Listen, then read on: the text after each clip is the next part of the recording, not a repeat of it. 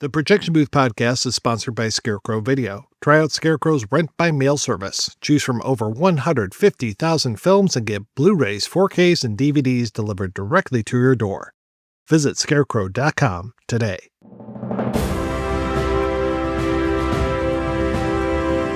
Hold your ears, folks.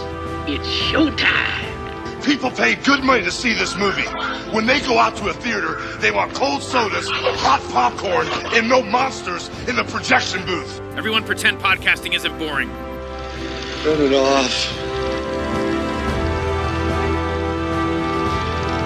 Turn it off.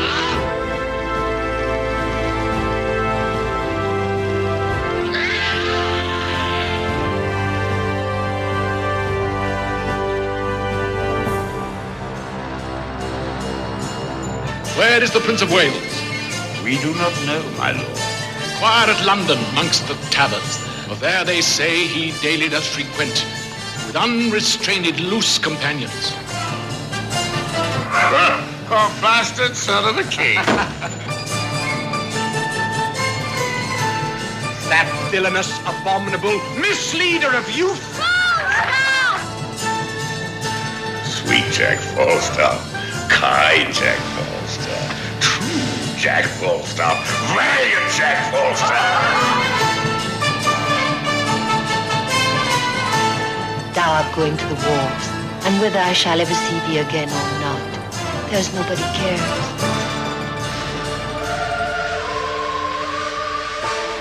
You have deceived our trust, made us doff our easy robes of peace to crush our old limbs in ungentle steel. And if we live to tread on kings. If die, brave death when princes die with us.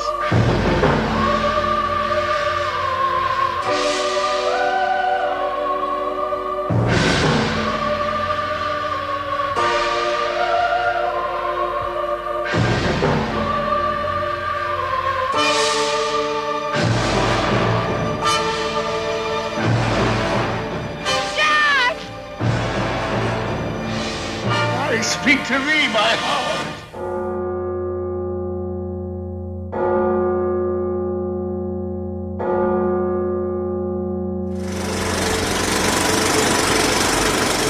Welcome to the Projection Booth. I'm your host, Mike White. Join me once again is Mr. Spencer Parsons. Fuck Bosley Crowther. Also back in the booth is Mr. David McGregor. Lovely to be here. Thank you. We continue a month of looking at films from the 1960s with a look at Orson Welles' 1966 film, Chimes at Midnight. Also known as Falstaff, it's a mashup of sorts of 5 Shakespeare plays into one story and was something Welles had been toying with since his very early days. It tells the story of Prince Hal, son of Henry IV, and his friendship with the larger-than-life Sir John Falstaff, also played by Welles. We will be spoiling this 60-year-old film as we move forward, so if you don't want anything ruined, please turn off the podcast and come back after you've seen it. We will still be here. So, Spencer, when was the first time you saw Chimes at Midnight, and what did you think? My first time seeing it was luckily on the big screen. I had been trying to seek it out on video for quite some time, and in fact had watched a little part of it on a bootleg VHS that I rented in Austin, Texas, sometime in like 1998. And it was just so hard to watch. You know, it was like a dub of a dub, and I couldn't do it. So then I waited many years. I did try. I wasn't only waiting. I did try to see it. This is a film that was for a long time just like really hard to track down. And then there was the restoration of it that hit theaters several years ago before the Criterion release. And I saw it in a theater for the first time all the way through. And ultimately, there was a feeling of at once, where has this film been all my life? And chiding myself for not tracking it down sooner. But on the other hand, to see it on a big screen for the first time was so incredible that it was like, oh, no, this was worth waiting for. And I saw it 3 times that week at the Music Box while it was playing. I saw it a second time because I was like, I want to commit this to memory. I probably will be coming out on video soon, but I loved it so much. And then the third time was to drag a friend along to go see it with me to just confirm my feelings about it. And then as soon as it came out on Criterion disc came out, that was like one of those pre-orders, snapped it up immediately. And at home, I don't always watch it all the way through. Often my home viewing is in pieces where it's like I want to reference something again, but home is so distracting for me that I tend to view in little chunks. So that's been my relationship to it over the last couple of years. Last night was the first time in a while that I watched the whole thing again all the way through, but I've now seen it several times. And it's probably my favorite of the fiction narrative Welles films at this point. That's a bold statement. I guess it is, but I don't know. I think I share that opinion with a number of people. I think I'm far from the only one. David, how about yourself? When did you first see it and what'd you think? I couldn't put a year on it, but it was in the 1990s on VHS. And there was such a kind of hullabaloo about it in film circles because so you can't see it. It's been missing or lost, or this mythology had arisen around it. So I got to see this. And I did. And I thought, wow, this could be something once it gets into post-production, because it was not good. Print quality was bad. The sound was terrible. And you could see, even if you didn't know it was an Orson Welles film, or the fact that he was in it, just the way it's shot, it's like, that's an Orson Welles film. But I was very, very underwhelmed. But then when Criterion came out, I think that was in 2016, I picked that up, and that was like almost watching a different film. And yeah, this is really good. And you can see why people think so highly of it. So first impression, not so great, but that was because of the poor quality of the print. And after that, yeah, it's a remarkable film. So this was totally new for me. I had never watched it until this episode. I don't know why I hadn't tracked it down. I think it might have been because of that. When they announced, like, oh, here's this restored thing, I'm always just like, okay, is this the definitive one, or will we get another one in 6 months kind of thing? Or I was just talking about Megalopolis before this. It's like, okay, now there's Megalopolis Unbound, which will eventually come out. What is that going to be like? I just never decided that I needed to see this until this year, talking about it now. And I'm so glad that I did. I'm glad that I didn't see that version, that earlier version that you're talking about, David, and also Spencer, the muddy VHS kind of stuff. What we even get now with this restored version, at times it's rough. It's a little rougher on the edges, but you definitely see what he was going for. And man, there's some great stuff happening in this. The dubbing at times is a little distracting for me. Master Swallow, I think, or Justice Swallow especially, is very grating for me when I watch this movie. And his voice just really grinds my gears. Jesus, the days that we have seen. Ah, Sir John, say they well. We have heard the chimes at midnight, Master Robercello. That we have, that we have, that we have. In faith, Sir John, we have. And for whatever reason, Jean Moreau's voice sounds a lot like Eliza Doolittle when she speaks. And I'm just like, who was the actress that did Eliza Doolittle? I was like, oh, you idiot, it's Audrey Hepburn, but it's a different person singing. It's not a different person speaking. And it was like, sounds a lot like Eliza to me. Hello, Captain, all that kind of stuff. What an amazing thing. And I knew that, having read about Welles, I knew what a passion project this was for him, going all the way back to when he was so young, 1930s, 15 years old. He's putting on a 3.5 hour combination of these plays called the War of the Roses plays called The Winter of Our Discontent. 9 years later, the Mercury Theater is doing it with Burgess Meredith as Prince Hal. They had music from Aaron Copland. And it was, 5.5 hours putting this together? And he tells a story in one of the extras. It's from, I think, Merv Griffin or something, where he's, oh yeah, we had this rotating stage and that really wasn't working and blah, blah, blah. It just took so many iterations for it to come to this. And I think each time he was doing this, he was perfecting it. So now at almost 2 hours, very solid story. I would never, because I'm not that familiar with a lot of these plays, I would never have known that this was more than one thing combined, because he does it so seamlessly. The character of Falstaff, I think, appears in 5 of Shakespeare plays. once he realized how much people loved that character. When he started out, Falstaff's based on a real guy. And the problem he had was the real guy was a remarkable person. He's a guy named John Oldcastle. He's a buddy of Henry V and fights battles with him, and they're pals and chums. But John Oldcastle, he was what was known as a Lollard. Before Martin Luther and the Protestant Reformation, there was movements in that direction in England, and that's heresy. So he got convicted of heresy, and he was hoping maybe his buddy would bail him out, but that wasn't going to happen. He was going to be burned at the stake. So he escaped the Tower of London, and then he turned on the king, and he wanted to foment revolution. So now he's a heretic and a traitor, and he hid in Wales for about 4 years. And when they finally caught him, back in those days, they couldn't figure out, we want to kill you in so many ways. And it's a little unclear. They hung him, they burned him alive, he was drawn and quartered. But when Shakespeare put that in the original play, one of John Oldcastle's descendants, who I think was a censor for Elizabeth I, said, we're not doing that. Figure out a different name for this guy, because that is not my ancestor. The real guy was amazing, but certainly not the Falstaff as depicted in Shakespeare's plays. Yeah, because the Falstaff here in this film is gregarious, larger than life, but also at the same time, just a real slacker, just enjoys drinking, enjoys women. He is all of the earthy qualities of life. And I love, we've talked about this so many times when we talk about Wells, just the duality of so many things.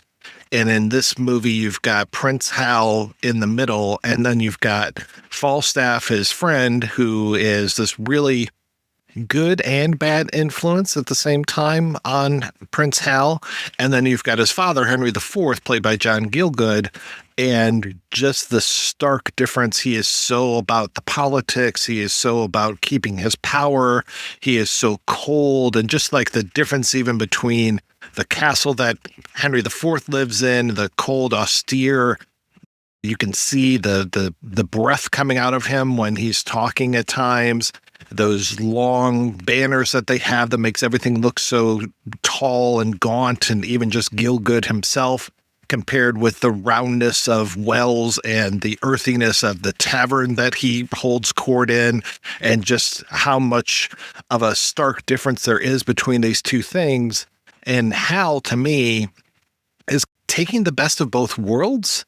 And he even says very close to the beginning of the movie, so when this loose behavior I throw off and pay the debt, I never promise it.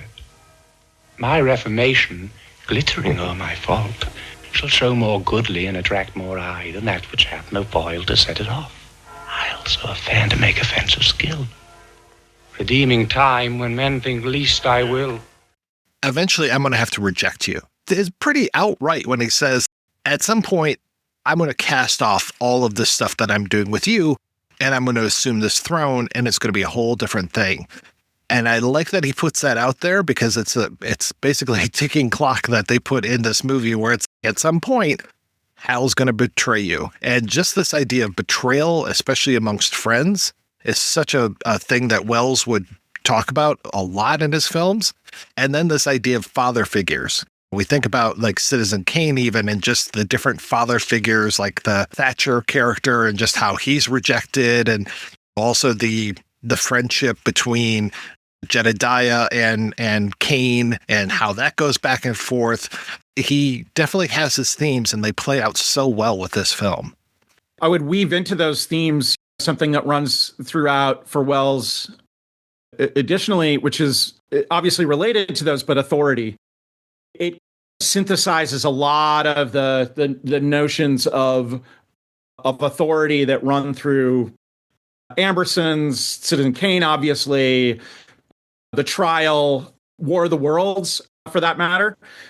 Wells's desire in his storytelling to undermine authority, and also in this one especially, I guess very much like Touch of Evil, to play the problem with authority as a problem of betrayal.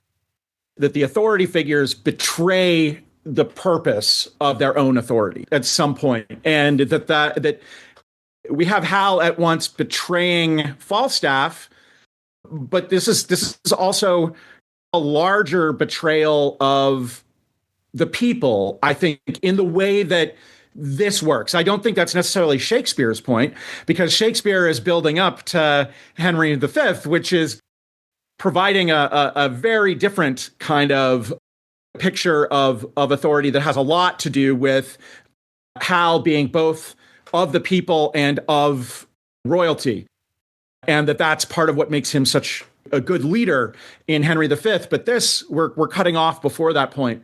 And so the betrayal of Falstaff is also a kind of betrayal of the people that Hal has been coming from throughout the narrative.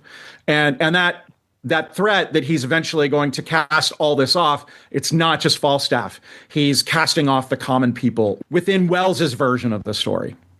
Shakespeare, he's deeply, deeply concerned the historical ramifications of what he's positing in his plays, because he's writing for a Tudor queen, Queen Elizabeth I. So the Henry plays, they're in large part to justify the reign of the Tudors. Now, Wells, obviously, he doesn't have to care about that at all. So that gets dropped, the political implications, and he focuses more on the triumvirate of Henry IV and Falstaff and Prince Hal, and focuses on their personal stories. Henry IV, the Gielgud character, they pretty much say straight up in this film, he murdered, who is it, Richard II at this point? I don't know. I don't have the mnemonic device of all the kings. Willie, Harry, Stee. Harry, Dick, John, Harry 3. 1, 2, 3 Neds, Richard 2. Harry's 4, 5, 6. Then who? Edward's 4, 5, Dick the Bad. Harry's 2, Ned's 6, the Lad. Mary, Bessie, James you ken. Then Charlie, James again. Will and Mary, Anna Gloria. George's 4, Will 4, Victoria. Edward 7 next, and then came George V in 1910. Ned the 8th soon abdicated, then George VI was coronated, after which Elizabeth, then Charlie 3 since Lizzie's death. Yeah, so he murders the previous king. There are 2 sons that the previous king had who are then the rightful heirs to this, but he's just, I have the power now, and you guys can basically just fuck off. And so the Percys in this movie become the bad guys, but they're the most ambiguous bad guys that there are. Oh, absolutely. Yeah, I feel for Hotspur. I feel for Percy. Yeah, I am totally Team Hotspur in this movie, and his death is really wonderfully disturbing. This is one of the things about the movie that actually means more to me every time that I see it. The first time I saw it, I was struck by how sympathetic Hotspur was. And that was something that really hit me. But in this most recent viewing, the key turn for Hal is in killing Hotspur, how he kills Hotspur, and how Falstaff misreads the room at that moment. And it's the essential pivot. And Hotspur's death, not only is it really staged beautifully, first as a fight, and then as a soliloquy that Hal gives over his body, but that moment, this is one of Welles's big tools throughout the movie. We cut to a sudden and very eruptive kind of close-up of Hotspur's face as he's saying his last words, which are that he's going to be food for worms, and he doesn't quite finish it, so that Hal finishes worms for him. But it's this eruptive close-up that really stops everything cold. And then, oh man, that performance, Norman Rodway, the performance in that moment, one of my all-time favorite death scenes, I have to say. Not just because of the context within this movie, but boy, such beautiful subtlety. And it relates to one of Welles's big things, where he said that, like, what you are seeing in film acting is a person thinking. And I'm seeing somebody think through their moment of death. That is like one of the things that's going on here. And thinking up until the moment where it's like the light goes out, and I cannot believe this performance. It's very, very short. It's just the length of this one close-up, but for me, it's so affecting. Really one of the all-time great deaths. And yeah, then it's the pivot of the whole thing. It's the pivot of the tragedy of Falstaff. This is Wells breaking a big Aristotle rule. This is a tragedy about a common person, which doesn't exist in tragedy for Shakespeare. But Wells is putting a common person at the center and creating a tragedy for him. This is the key moment where Falstaff makes a mistake. Hal is headed in this direction, but I think it's a mistake that helps ultimately within this movie to give that sense of leading to Falstaff's death, to his broken heart. And so it's an incredible moment. And yeah, Hotspur is a great character in this movie. It's not very often that you see a character die of a broken heart. Between that and then, all the weight and everything, I'm sure that Falstaff wasn't in the best health. His doctor, no matter what, he could come in with a cold and his doctor would be like, you need to lose some weight. That'll help cure your common cold. I've been there, Orson. I love that, the idea of him being this common person that does die of this broken heart, that he is at the center of this tragedy, even though he is not a prince, he is not a king. And we are talking about the nature of this politics throughout so much of this, but really he is just such the heart of this film. I have to say that Keith Baxter does an incredible job as Prince Hal, and he is on even ground when it comes to working with Wells, he could just chew up this entire movie if Wells wanted to, because he is literally a larger than life presence. He gets some of those great close-ups. I love the beginning of this film when they start in that field, the white field, and I love how important snow is to Wells as well. But Falstaff and Shallow walking through that field and coming closer and closer, and you start to see them, and then at one point they sit down and Wells is right there in that massive close-up, and I just love seeing that, the wear on his face. We've seen young Orson Welles, we've watched him grow up through films, and now to see those kind of crow's feet at his eyes, and of course I'm sure some of this is makeup, but at the same time it looks fucking fantastic. I would say of name great Hollywood actors and stars, he just has presence. It's there partly in his later years due to his size, but it's also his voice. And obviously at a certain point, Orson Welles became a character that Orson Welles was playing. And you certainly see that if you've seen any of the interviews with him. And he has a ball, and he just makes shit up left and right. He doesn't care what's true, what's not true. Is it a good story? And so that performative side of him is really embraced and celebrated in this film.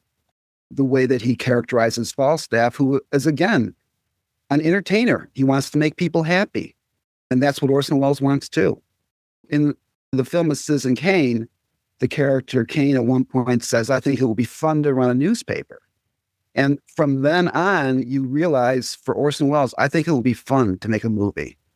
And that joyousness comes through, despite all the hardships and the difficulties he had with funding, that essential joy of creating something comes through.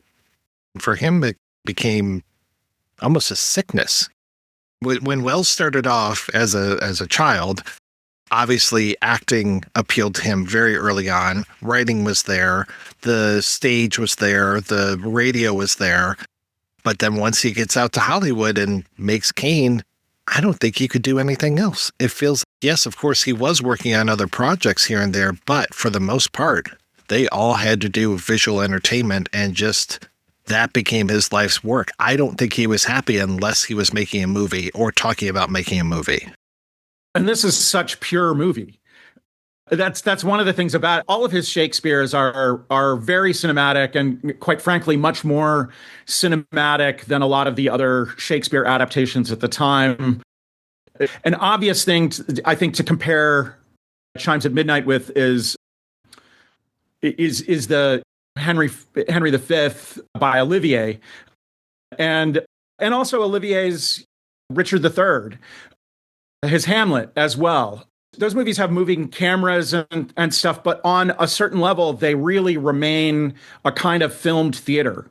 And in Welles's conception over Othello and Macbeth as well, which are highly cinematic, but cinematic in some different ways that, like, again, I think really synthesize in Chimes at Midnight, there is a real purity to a cinematic approach to the material of how we cut from one scene to another that is not simply going from one scene to another in adapting the play, which has its own scene breaks and connections between them, but really thinking about the cinematic qualities of the imagery and the line that you leave on and the line that you pick up with, and the kind of lightning fast transitions of cutting. And it's not like it turns this into a big cross-cut kind of thing, but the editing in this movie is really profound, and works in concert with the moving camera,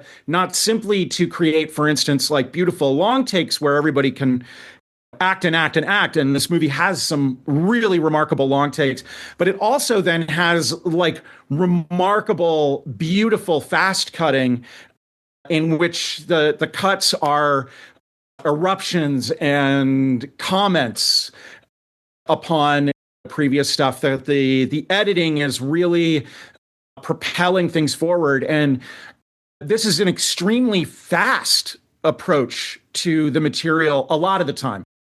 It does slow down, but one of the things that I just can't get over is how fast this is. And it isn't just that Welles went for fast talking dialogue. It's that the camera moves with the characters move quickly, and we then cut quickly when we need to in order to keep up with them. So the camera follows in a really intense way, and the cutting is there.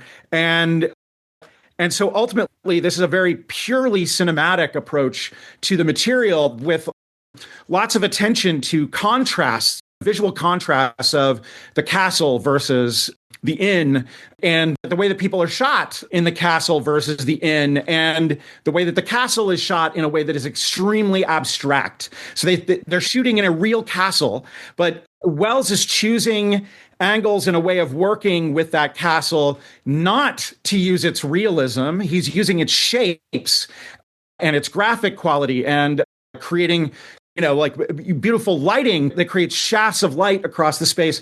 But it's one of the things about the use of the castle is it's almost abstracted at times to the level of Derek Jarman's Edward II, which is obviously in a black void with a stage set that is extremely artificial. Or at moments it looks, again, like, I'm going to go to Derek Jarman, but as a production designer, the castle in The Devils, which is a very abstracted idea of a castle to put across a particular idea.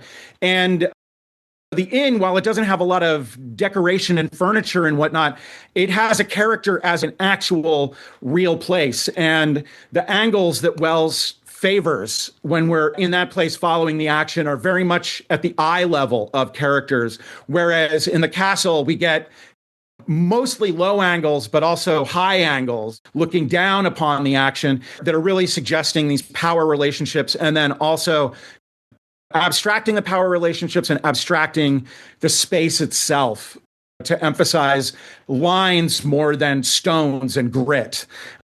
And that in cutting between these two places, we get you could get similar kinds of effects on stage, but a very direct cinematic kind of effect when you can cut from one location to another and use angles and framings and light in each one very differently to create radically different feelings about, who is here and what is going on. Yeah, the one really big thing for the tavern for me is just how low the ceilings are. Prince Hal pretty early on, and he's in the basement of the tavern with all the wine barrels, and he has to hunch over. Beatrice Welles is there, and she's just a little girl at the time playing a little boy, and she is able to stand fully upright, no problem. But Hal's hunched over. Then you get to the main floor of the tavern, and you could just reach up like barely over your head and touch the rafters. It is very enclosed. And then, yeah, you get inside of the castle and everything seems like you're dwarfed by the architecture.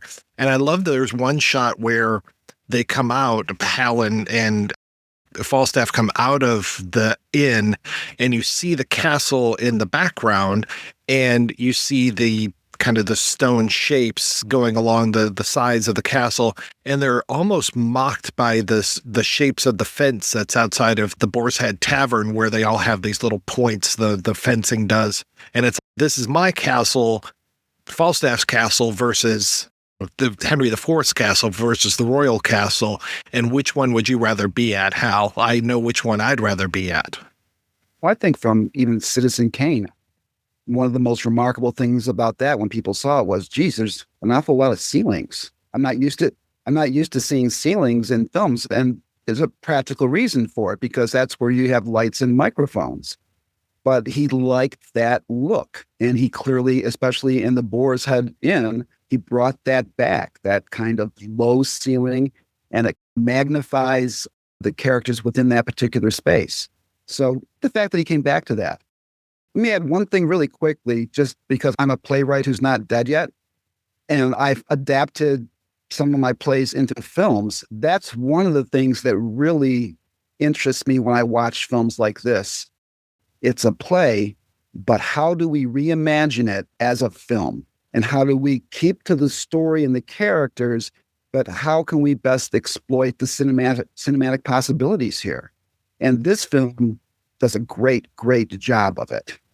Shakespeare gives you a lot of possibilities, because nowadays when they see a play and they're like, oh, let's make it into a movie because it's a play and it takes place in one room. And then how do we make it interesting visually?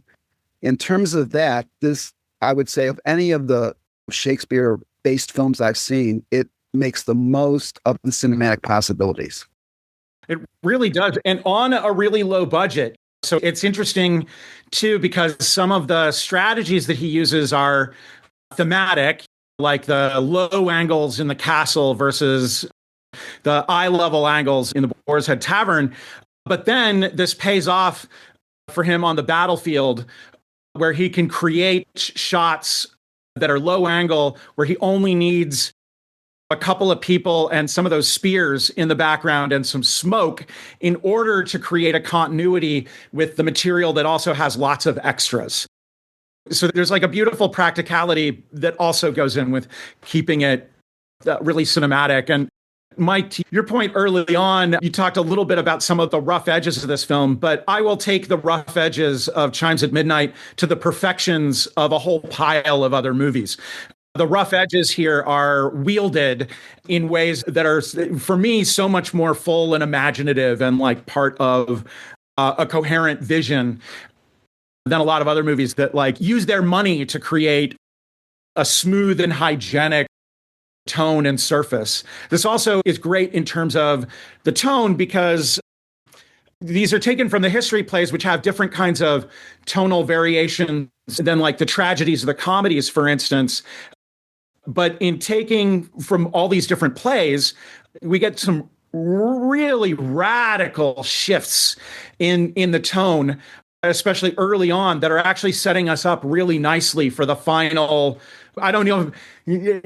Shakespeare has 5 acts, and I'm used to thinking in 3-act structure. But I guess from the point that Hotspur dies onward, I'm going to call that like the 3rd act here, even if it's not quite accurate. I think for Wells, it's a 3rd act. But as we shift into the really melancholy 3rd act, where things have really gone wrong, the tonal variations of going from Falstaff to King Henry and back, and planning battles and also soliloquizing about battles in ways that are funny and undercutting of honor and whatnot. It really is setting us up really nicely for this fall in the tone. And part of that is Shakespeare, because Shakespeare commanded tone in ways that I think, honestly, so many writers now are really afraid to try, at least in cinema. We get a lot more even kinds of tones now. But I think Wells pushes that and pushes it for a dramatic and cinematic effect. To go back to what David was talking about, plays versus movies, just the idea of what can we see on a film versus what can we see as an audience at a play. Like, I don't imagine that there are a lot of winks in plays just because it's so hard to convey that from 20, 30, 40, 50 feet away, unless you do a whole body wink kind of a thing. But here, like little winks, little asides. I know that there were several speeches that characters would have where they were supposed to be soliloquizing, so no one is there hearing this except for the characters saying their thoughts out loud. At times, Welles is taking those moments and putting these people with other characters. So like Hal talking about his betrayal, he says it in front of Falstaff. It is not a soliloquy. It is not privy. We are not just privy to it. This time Falstaff is as well. We've talked on this show so many times before about editing, and especially the Welles and his love of editing. You know, the famous story of Othello, where the character opens a door in Spain and he comes out in Africa kind of thing. The editing of this movie is so crucial, and this is 1966. I don't know when he starts working on Other Side of the Wind. I think it's more into the 70s, but my God, and we've talked about the editing in Touch of Evil. Obviously, there was the whole recut that Murch did and all that from Welles's instructions. Welles had this iron trap brain of this should follow this, should follow this, should follow this. And here he's doing the exact same thing. This, for me, feels like a middle ground between what he was doing earlier with something like Othello and then what he would be doing later with something like Other Side of the Wind, because the editing in this movie is so crucial. And you brought up the Battle of Shrewsbury scene. That is just this tour de force of editing. But apart from that, like you said, like it is very important. Now we're in a close-up. Now we're going to a long shot. Now we're coming to an extreme close-up. He knows exactly when to move the camera, when to cut to these different shots. I mean, that John Gielgud was only around for 10 days, I think they had him, but it feels like he's there the entire time. The judicious use of him, when to bring his character in, and Gielgud. To pick two more different actors between Gielgud and Welles. I love that they were friends and that they were able to collaborate on this because they bring such different energies to things.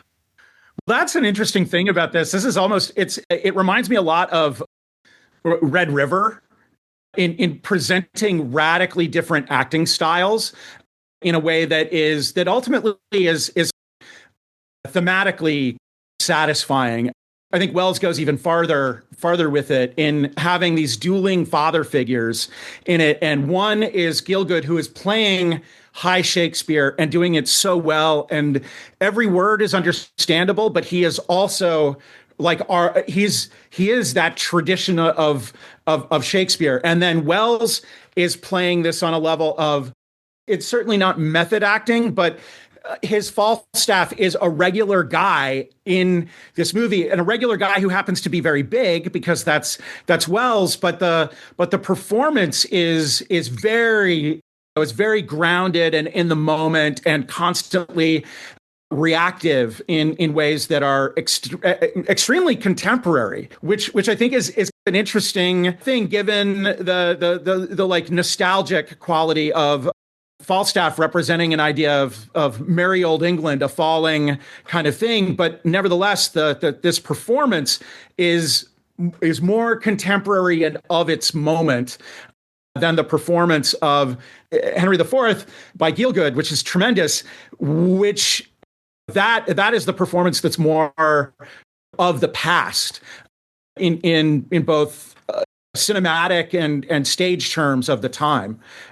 And I find that contrast to be like really, really interesting. And I love both of their performances and that meaningful contrast. And then one of the things about Keith Baxter that I really love is that Baxter does both in the movie.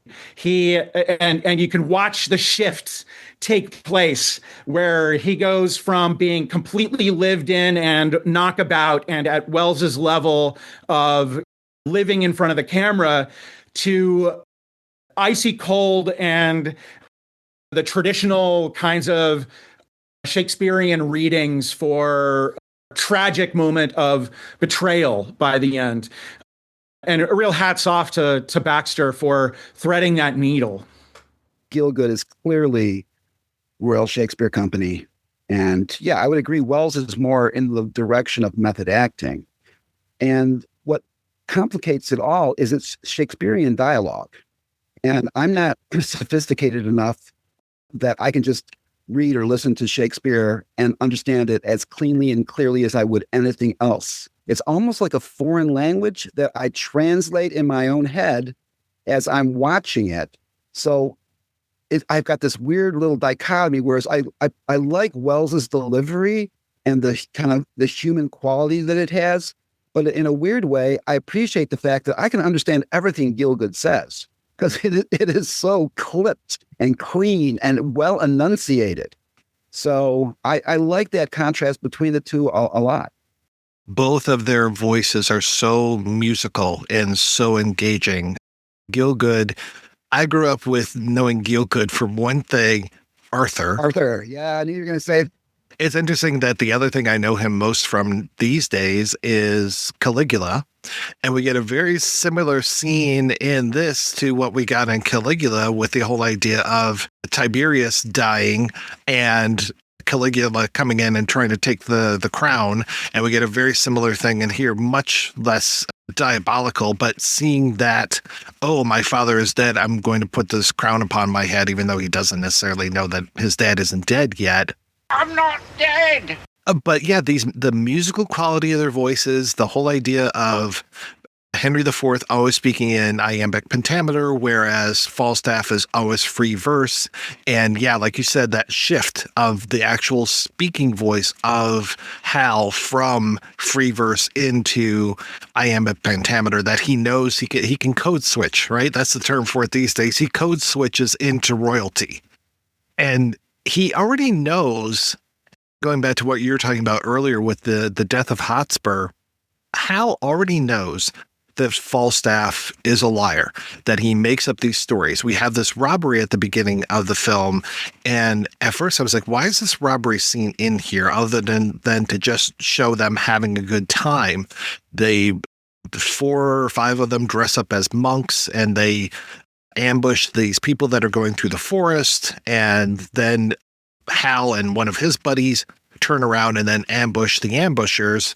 And when they get back to the inn, Falstaff starts telling this story, and it's great because, to talk about another Wells film, it's almost like a trial scene because of the way that Hal sits on one side of the table and Falstaff and his buddy are on the other side of the table, and he's just, oh, tell me what happened. And then Falstaff starts to tell this story, and first it becomes, oh yeah, these 2 guys were in the forest, and then it becomes 5, and then pretty soon it becomes 7. He just keeps inflating this story. So the idea later on of Falstaff claiming that he was the one that killed Hotspur, this very important moment for Hal, and then Falstaff comes in and is just like, oh yeah, oh, here's this dead body. I'm going to claim that I murdered this guy. Yeah, which really for me was like that rift between these 2 friends.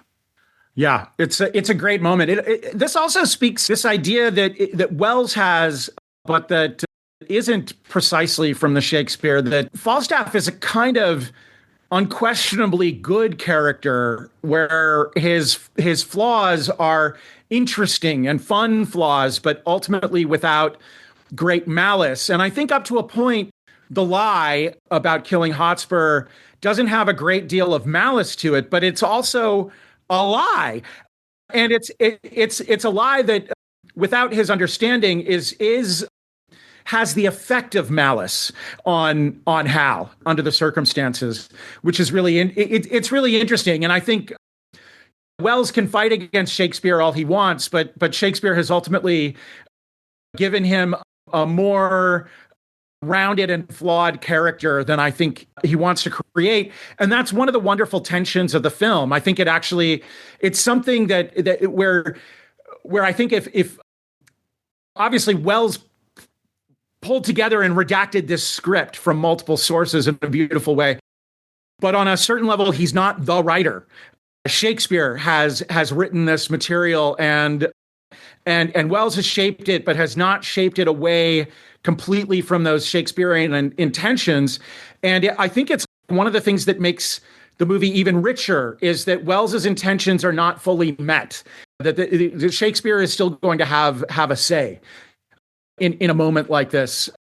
And I really admire that about it. In a certain way, as a performer, it makes perfect sense for Welles to decide that the character is ultimately like very, very good and that his flaws are minor. But then again, in this key moment, the drama is about a flaw that is not minor anymore. And that Welles can play it as if it's a minor flaw is part of what makes the heartbreak of it so serious and really makes it so affecting.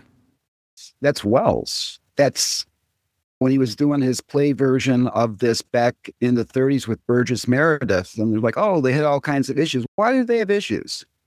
Because Orson Welles was out drinking all night with Burgess Meredith. And he's failing his own team. And he's not showing up. And he doesn't know the lines. But I'm a lovable guy. And that's, I think, part of why he loves Falstaff so much. He's a deeply flawed character. And Falstaff, the fact that I'm friends with the prince, but I'm a congenital liar. It's not a friendship like Sherlock Holmes and Dr. Watson. It's not like Frodo and Samwise Gamgee. He is not entirely trustworthy because he will say whatever he wants in the moment. And he's not a trustworthy guy. But I think part of, again, why Welles liked that is because he saw a lot of himself in that character. Going back to the Shakespeare of it, I love that we've seen this in Shakespeare before, most notably for me in Hamlet, the whole idea of the play within the play.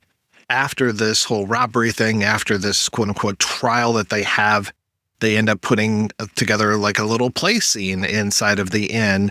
And I love Falstaff with that big pillow on his head at one point to represent that he's the king now. And then he pretends to be the king with a sauce pot on his head.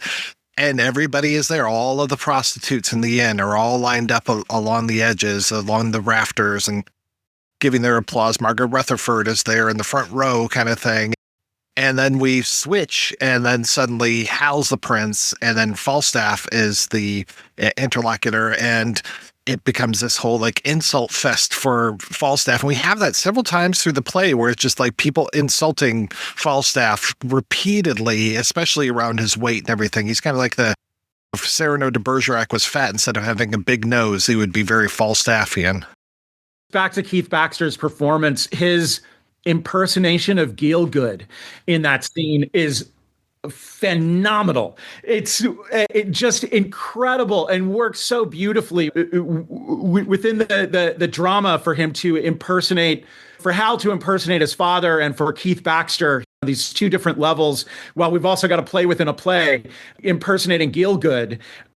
Really, really beautiful and so funny. And also playing the father figures within the play as foils there, that in one moment Hal is really lampooning his father, the king, and then in the next is insulting Falstaff over and over and over. Really, really great, intense scene, and also setting us up for his meeting with his father just a little bit later. When Welles, when he sits down to be Henry IV, at first I was like, did they use Gielgud's voice? Because he, in the first few sentences, he sounds so much like Gielgud, which is so funny because we've talked about this when it comes to Welles before. He loves to control things, right? The control of the edit, the control of the voices. This is all post-dubbed, and it's great. Always, whenever you watch an Orson Welles film, listen to the voices and see how many of these voices are Orson Welles. There's a reason why he was on the radio. He can do voices very well. So all of Fernando Rey completely dubbed by Orson Welles, Yeah, I love just his mimicry and just how much he sounded like Gielgud when he started to speak in that role. Harry, I do not only marvel where thou spendst thy time, but also how thou art accompanied.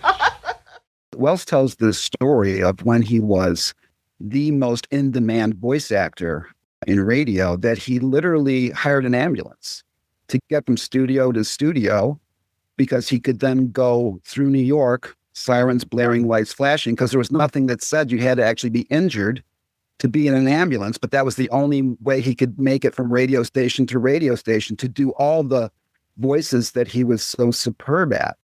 Yeah, I had the exact same reactions when I saw him impersonating Gielgud. And it was just one of, and I don't use the word lightly, awe.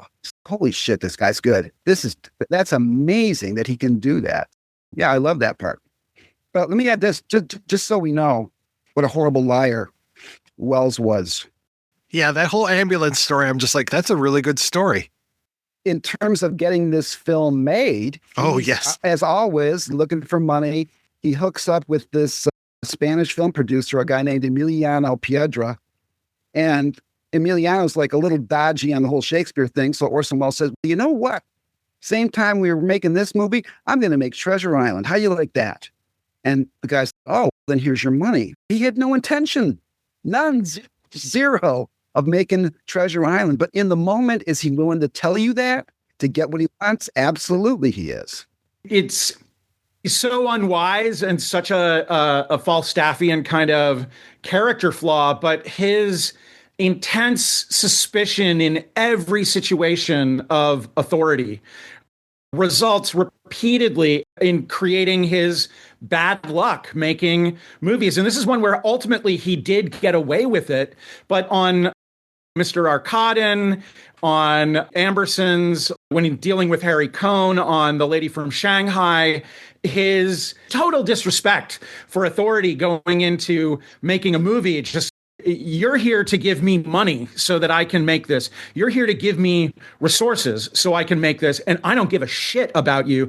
This is again, like one of the fascinating things about how this movie comes out, and I think one of the reasons why it ends up being, for my money, his best, second in my heart, ultimately to F for Fake, where it's the liar on full, just going in every direction. And we've done an episode on F for Fake before, but one of the things that's great here is that it really is nakedly autobiographical. Like he's using, there's autobiography in his other films from Kane onwards, so he incorporates that. But there's something about inhabiting Falstaff and the way that things play out that I think this is really a key work, even in looking at like how Welles rose and failed and rose and failed. And one could be so lucky as to fail Welles style, because there is the mythology that go after, because of Ambersons being fucked up,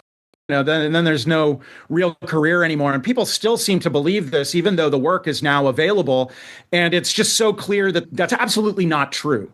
And I'm sorry, you can't, for me, a run of Touch of Evil to The Trial to Chimes at Midnight, get out. Other directors should be so lucky. And this is my hot take. Every single one of those, all three of them are better than Citizen Kane. And I love me some Citizen Kane. But like that run, these three films are better than Citizen Kane. Every single one of them, flaws and all.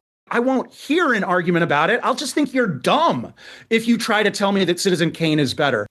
For that matter, Ambersons, while broken, has moments in it that are sublime and far better than anything in Citizen Kane. I would love to, like a lot of people, I'd love to see the finished Ambersons, because it's like, man alive, the acting in that movie is incredible. And the moments that remain that were not screwed up by the studio, incredible. But this one really brings everything together as like a very self-aware, or maybe he didn't even know how self-aware he was, like a beautiful kind of hijacking of Shakespeare to create a self-portrait.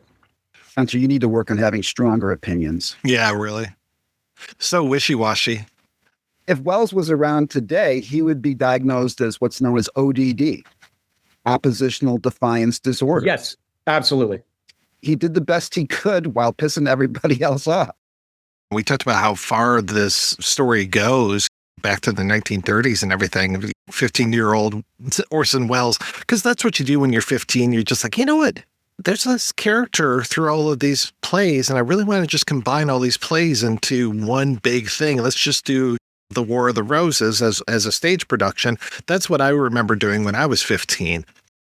I don't want to be an armchair psychologist, but when you think about how important fathers are inside of Welles's work, and then you think about his relationship with his own dad, this feels very much still working out issues around his own father. On our Magnificent Ambersons episode, we talked about how Booth Tarkington with at least one of the characters in Magnificent Ambersons, that Tarkington knew Wells's dad. And so there's a lot of stuff where Wells is like, I think he's talking about my own father in this book. And then he comes to this and he's seeing Falstaff and he's just, I see a lot of my father with this. And I see a lot of myself in Prince Hal because of the way I froze out my father, just like Prince Hal did. And then it's like putting his own pain on display through playing his father rather than playing Prince Hal, because obviously he was probably a little too old for Hal at this point, playing Falstaff and having his heart broken when his surrogate son says, I know thee not, old man. Yeah, that's what Wells had to do to his dad, because his dad was the man who broke Monte Carlo from the song in Ambersons. He was the person that was drinking and carousing and doing all of these things. It's so much so that Wells's friends at the time were just like, you got to tell him straight up and fly. And that did not go over well. The relationship between Wells and his father is well known and documented. Less so is his relationship with his mother. And he was a prodigy as a child, a musical prodigy. His mother was a concert pianist. And then when his parents separated, he was with his mom. And he was headed down that track, the musical track. But his mom passed away when he was 9, and he just dropped it completely and turned his attention to theater. And many people, maybe they don't know this, but people that saw his productions with Mercury Theater in the 30s, many people said he's the greatest director the stage has ever had. You don't know how good he is. And then he just shifted that into film once he got exposed to that. So he's a remarkable guy, artist on numbers of levels. And he always knew who to work with, too. We talked so much about Greg Toland when it comes to Citizen Kane and just how important that relationship was. I think the relationship between he and Edmond Richard, the DP on this film, and also, importantly on The Trial, I could not say enough nice things about how great The Trial looks. And this movie equally. That's the shame when you're talking about these shitty VHS copies that were out there, and you look at a shot like there's a shot in here where Gielgud is standing there and you've got these shafts of light coming through a window or something. It could be a cucaloris for all I know. And that they would take aluminum dust and throw it up in the air before they would start a shot in order to capture that light. It looks gorgeous. The black and white photography in this movie is some of the best I've ever seen. I talked about that close-up of Wells's face with Shallow right next to him. This movie just sings when it comes to how great it looks. You could just turn off the volume altogether if you wanted. I don't know why you would, but you could just watch this. And also, there's this interesting, I've not looked into this as much as I would like to, but there's this interesting Buñuel-Wells combination. Edmond Richard also did That Obscure Object of Desire, The Discreet Charm of the Bourgeoisie. You've got Fernando Rey in this and in those. You've got Jean Moreau, who was a frequent Buñuel actor as well. They're both making movies in Spain, probably around the same time. I would love to have been a fly on the wall if those two had martinis together. Yeah, the Buñuel martini. This is Wells at his peak control of visual elements in a film. The camera movements, the blocking. I just feel like this is the best blocking in any movie ever, and it's nonstop. And it's like whether it's a still frame where everybody is positioned just right, or it's one of these amazing long takes following Falstaff and Hal through the inn, and the way that they're just circling each other constantly, and whether we're in a two-shot, a really tight two-shot, or a wide shot, the movement through the frame is just thrilling. And it is not only about that kind of blocking and camera movement, but also is then setting you up for these beautiful close-ups or crowded close-up two-shots. Mike, you mentioned earlier how soliloquies are turned into dialogue, but the way that those moments get staged, begin as like an over the shoulder on Hal and then turn into a two shot on Hal and Falstaff as Hal gives his speech. And we get Falstaff's reaction that Hal can't see, but we can, really building all these wonderful, intense kinds of feelings and using the entire frame. The frame can be very wide at times, as in the opening where we're seeing these frail figures against the snow, and can also be like so crowded, like three people in the space that you would normally get a close-up or maybe a two-shot. This comes partly from Arcaden. There's a lot of circling. People are constantly circling one another. And the camera's movement in relationship to people has a feeling that even when the camera is not circling them, it feels like the camera is circling them because of the way that they move around each other. There's a kind of maelstrom swirl, but in Arcaden, it definitely works. It's beautiful to look at, but in Chimes at Midnight, it's effortless. You can see a little bit of the effort and the artifice in Arcaden. In Chimes at Midnight, there's this beautiful, effortless quality to the way that everybody is circling one another, at least in the inn. That's not as much. Again, he changes up the coverage for different kinds of drama, which is interesting. So we don't get that as much in the castle. But man, it's really thrilling in the inn and at the battlefield and all the places outside of the castle. We get this beautiful swirling kind of quality. Can we talk about why it's called Chimes at Midnight? Yeah, please. Because I know it was released as Falstaff here in the U.S. versus, Chimes at Midnight or vice versa. Sorry. Yeah. It's a weird call, but it's also, that's from the Shakespeare play. That's from Henry IV, Part 2. And that's how the movie starts, with Falstaff and Master Shallow. And he says, "We have heard the chimes at midnight, Master Shallow." And I love that line. That's a beautiful double entendre line. If you hear the chimes at midnight, either you're ready to party with your pals until dawn, or your life is coming to an end. The day has come to a close and you don't have much time left. And I write stuff. I like really good dialogue. That's a terrific line. We have heard the chimes at midnight. Not only is it reaching our end, Master Shallow, but it is the end of an era. Wells has talked about that in other things like Ambersons. The whole introduction of the automobile puts the old life behind us. And this whole idea of Henry IV to Henry V, I mean, it is the end of an era. It is the end of what Falstaff represents. This whole thing of, as the critics were calling it, Merry Old England. It's like Merry England is done for. This is now a new era under this new king. We're done with the old ways. The Chimes of Midnight have rung on this whole Merry England idea. I think there's also another interesting quality to this in the relationship to nostalgia. Obviously, this is a nostalgic story, but part of the nostalgia is also forward-looking. Part of what's going on here is the foreclosed future. And I think the future that Falstaff sees for himself with the next king. He knows that Hal is going to become the king, and he's in with him. And while obviously there's been this kind of separate life, when he invades the castle near the end, there's really this belief that he might be brought along with Hal's new status.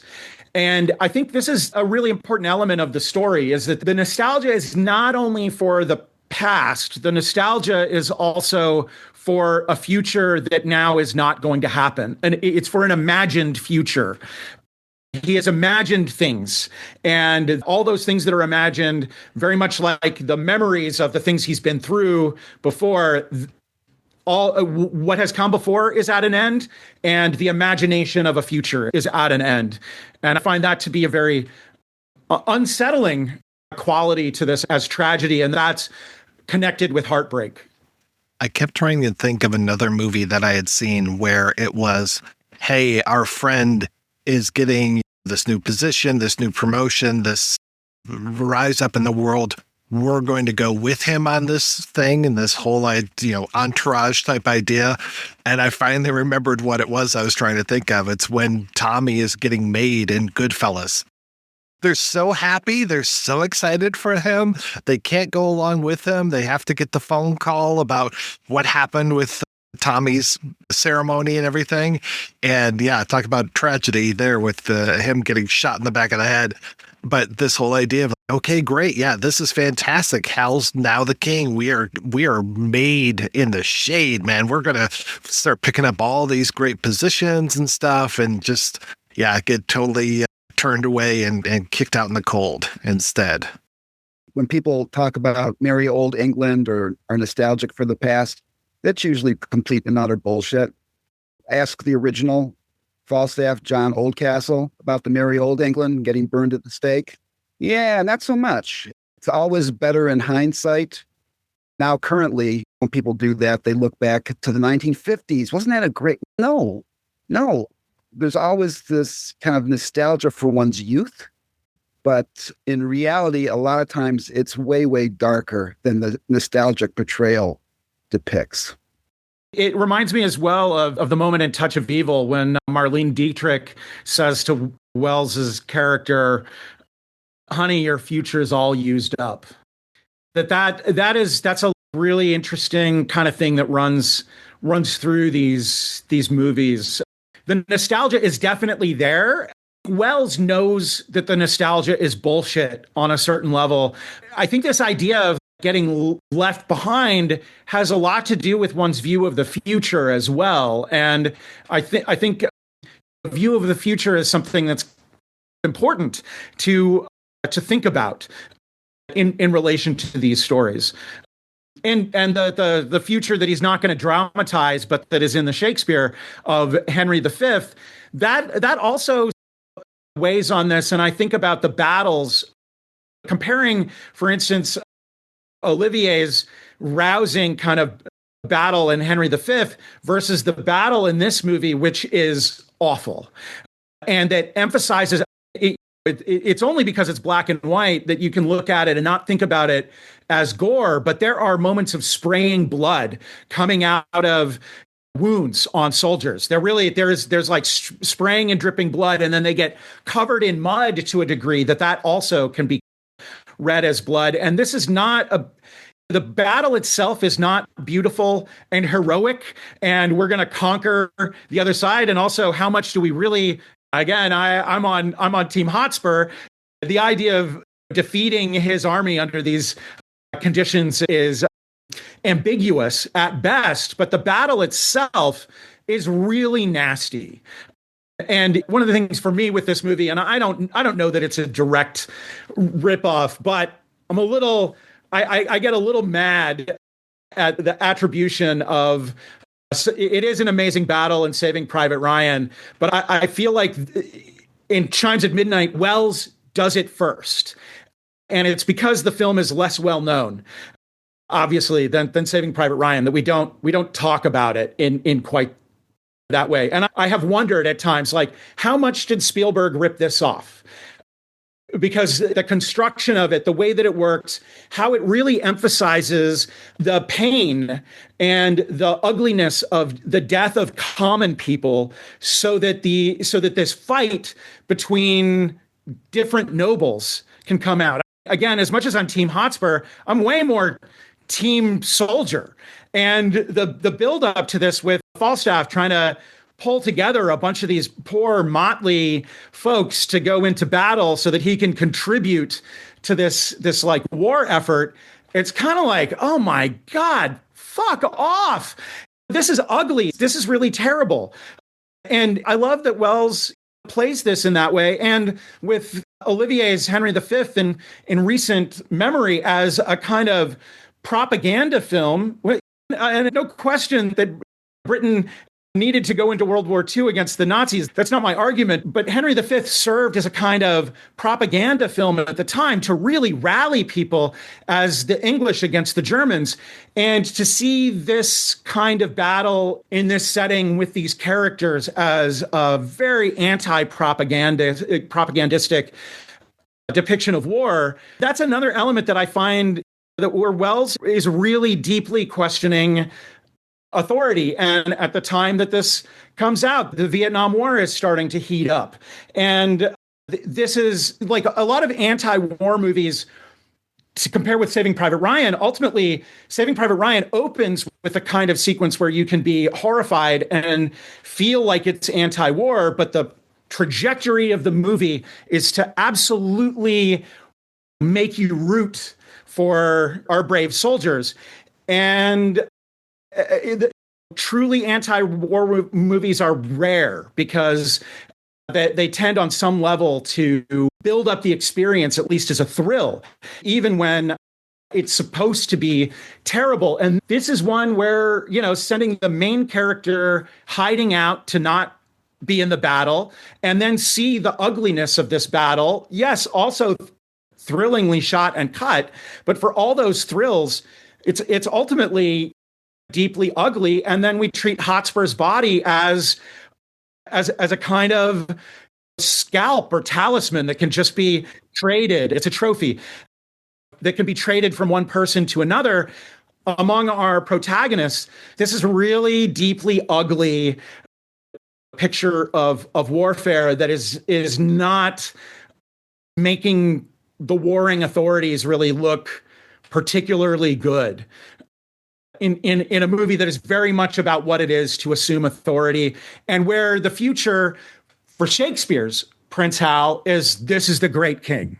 This is the great king who then justifies the Tudor ascendancy that Shakespeare lives under. And I find that to be really interesting and challenging for Wells to end where he does, and for the final words about the state that are the history comes back over the end. And at best, it's a very ambivalent picture of the success of one of the main characters at the expense of our common man who is also our tragic hero.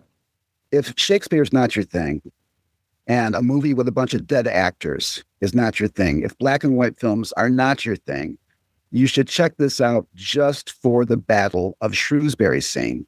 It is iconic. The propaganda as such is that the combatants are indistinguishable from one another. It's just a bunch of strangers killing one another in a field. That generally is the history of war. There was a film that came out, I think, a year after this, 1967, called The Red and the White, directed by Miklos Yoncho, and all the battle scenes are shot in long shot. And you can't tell who's who. It took place after the Hungarian and Bolshevik revolutions, and he's supposed to be making a film about that, but it's really about the mindless slaughter of regular schmoes that get dragged into these conflicts between powerful people. And what would you guys say? The battle scene's like 5 minutes long. There's no dialogue. It's all action, but it is worth watching just for that. It's an amazing sequence. The whole thing of him hiring soldiers and hiring some not very good soldiers in order to save some money and basically skim off the top. I love that. I want to read. That doesn't sound like ICE at all. No, not at all. Not at all. $40,000 bonus. At all. Yeah. I want to read part of a review that talks specifically about this. Let me just quote here. The film is a near masterpiece. Wells's direction of the Battle of Shrewsbury is unlike anything he has ever done, indeed unlike any battle ever done on screen before this time. It ranks with the finest works of Griffith, John Ford, Eisenstein, Kurosawa. The composition suggests Uccello, and the chilling ironic music is a death knell for all men in battle. The soldiers, plastered by the mud they fall in, are already monuments. It is the most brutally somber battle ever filmed, and it does justice to Hotspur's great line, "O Harry, thou hast robbed me of my youth." That was fucking Pauline Kael writing about this movie. The woman who spent so much of her life trying to tear down Wells but could not deny this film, which is just remarkable that she was one of the few people that came to the defense of this film. And you started off this episode saying, fuck Bosley Crowther. Yeah, he really helped damn this movie. Why are we talking about this? Why was this such a revelation in 2016 instead of 1966? Let's talk about that story. Bosley Crowther won because the distributor was just like, I can't go up against this. And admittedly, this is one of the things that we can see now with the restoration. The first reel of the movie at the time was misprinted so that it was all the dialogue in the first reel was out of sync.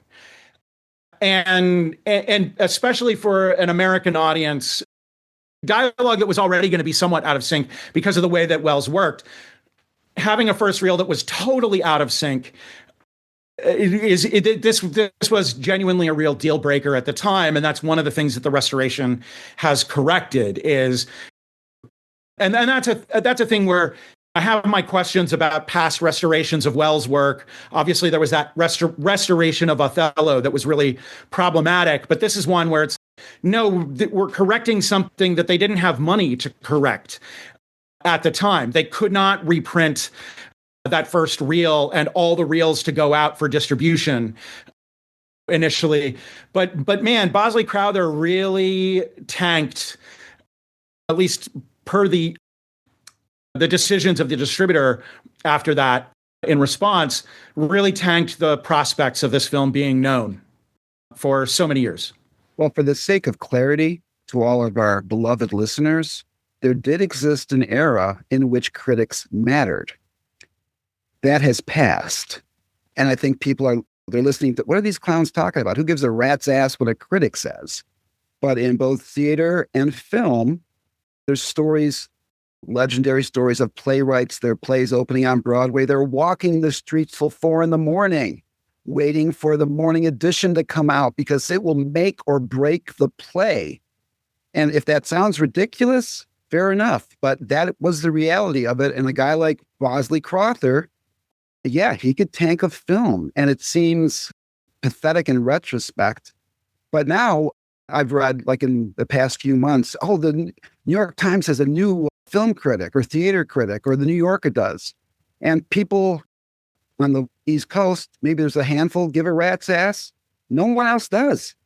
And you're supposed to pretend it really matters what they say. But here in flyover country, at least, no one gives a shit. Yeah, absolutely. The distributor didn't distribute Chimes at Midnight very well in the U.S. Ironically, Harry Saltzman, one part of the Saltzman-Broccoli combination of producing the James Bond films.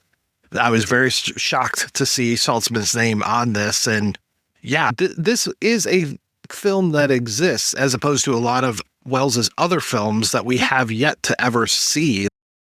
I don't know how far he got with The Deep, but I would love to see what all exists from that. I know his Don Quixote. I've still been told, like, don't watch Don Quixote. It's not the version that Welles wanted. Yeah, just Franco. Yeah. So this coming out as a restored version in 2016. It's 2016, and we're finally getting to see this movie much more the way that Welles wanted us to see this movie. He's the gift that keeps on giving.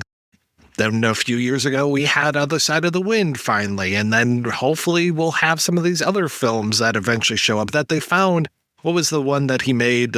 Not Fountain of Youth, but like that little short film that he made before he even made Kane. Like, they found that just a few years ago. It's just like, holy shit. And I know, for better or worse, people are still hunting for ambersands, and now there's that whole AI thing that's supposed to happen. Don't get me started. Good Lord. Yeah, but it's just amazing that he produced such a rich vein of material that we're still talking about it to this day and still anticipating the release of certain things that he did.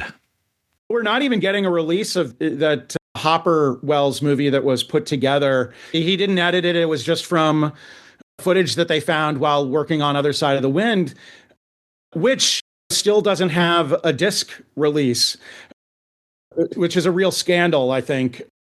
But yeah, Hopper Wells, I thought for sure after it played a number of festivals, that it would get some kind of release, even as an extra on some other Wells title. And we've heard nothing about it. I'm very confused. Always has a rough time. Always, like Wells can never catch a break. It's like even when they finished Other Side of the Wind, which you can have issues with over how other people finished it, and that ultimately, yeah, it's not fully a Wells film. He couldn't finish it himself, but it is this incredible approximation, and there's a lot of great material in that movie and great material that has affected other films.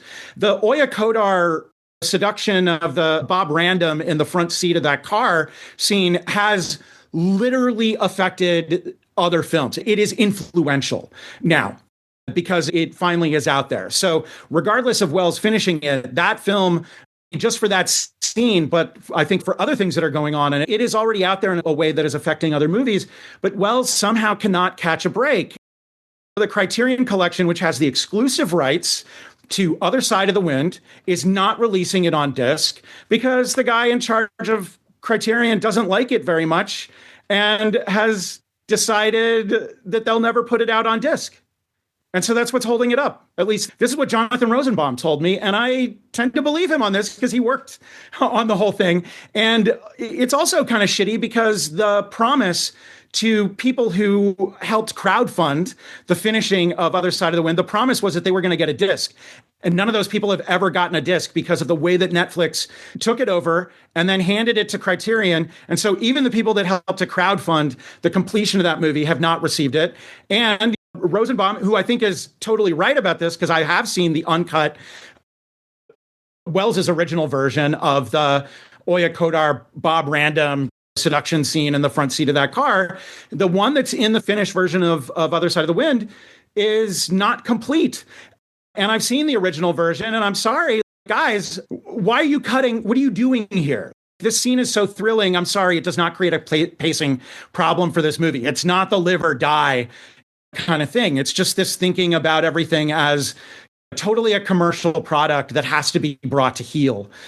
Ultimately, that happened with that. And Rosenbaum was hoping that when the disc would come out, that there could be the complete rough cut version of that scene included, which he really fought to keep in Other Side of the Wind. And it didn't. Sorry, I've gone off so much, but it's just like Wells, after all these setbacks in his career, after he's dead, just continued trouble. Cannot catch a break. It's really wild what bad luck this work has. And then we have to see pieces of shit like Mank come out. I'm sorry, and I like Fincher, but Mank is a piece of shit and work in this realm of dumb, bad mythology that's totally unnecessary. There's a good betrayal story in that where Wells would be a villain, and they miss it. They just tell the dumb story. There could be a beautiful betrayal story of Wells seducing Mank into doing something that will ruin his friendships with everybody, which is actually, I think, a little bit closer to the truth. Wells acting as a Mephistopheles figure, seducing Mankiewicz into revealing too many secrets that then hurts both of them in relationship to Hearst afterwards. But instead, it's that like Wells is a big baby and not actually that talented, and Mankiewicz is the real talent behind the thing. And it's just, come on, these myths, there are pieces of truth to them. And I'm not going to say that Wells was a great person. Again, back to how this is Chimes at Midnight is very much an autobiographical reveal of how and why Wells created a lot of bad luck for himself. But even beyond the bad luck that he created for himself, there is this ongoing messed up bad luck for the films. And the films don't deserve the bad luck. The films are great.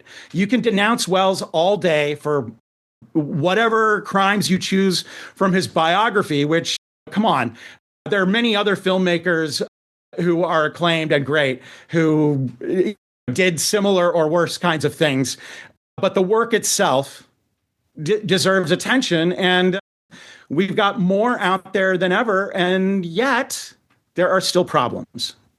I love the story that James Nairmore tells on the audio commentary that this movie was so unknown for so long because it had its thing in Cannes and then died shortly thereafter.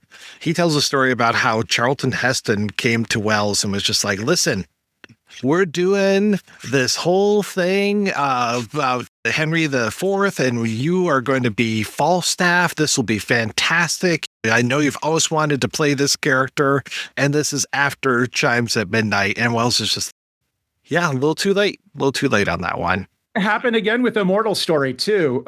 I'm forgetting who it was, but somebody was like, Orson, I know you love Isaac Dinesen. Let's please make the Immortal Story together. And it's like, done. It's already done. It's already out there. I'd say the line from this film that kind of resonates with me the most is when Falstaff says, I shall be sent for soon. And that's Welles. It's just, he was on the outside. He's brilliant. Of course I'll be sent for soon. No, you won't.